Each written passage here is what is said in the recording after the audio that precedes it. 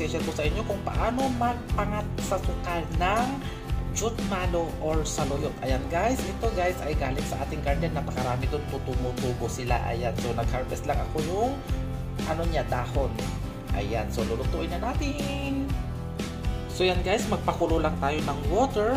Ilalagay natin ang ating sibuyas, bawang, sa kadermang bawang kasi yan ang nagpapasarap. Then pakuluan natin. Kapag kumulo na yan, makuha natin yung aroma ng mga ingredients. Lalagyan natin ng bagoong. Then saka natin ilalagay yung jute malo at saka yung suka.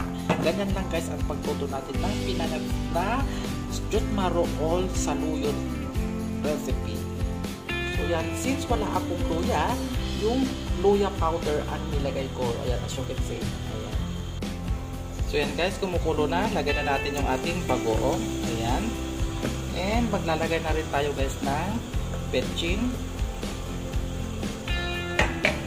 Huwag na tayong maglagay ng asin guys. Timplahan natin mamaya kung kulang yung alat. So ayan.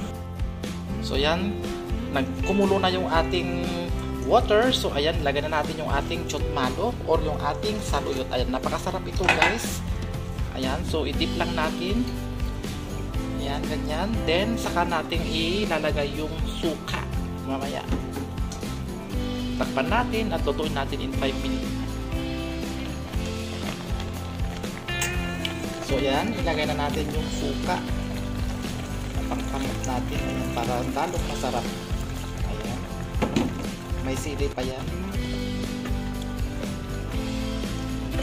Kasi kapag nilagay natin yung suka na direkta natin, parang hindi maganda ang luto. Kaya yan, luto ko muna yung jute malo or saluyot.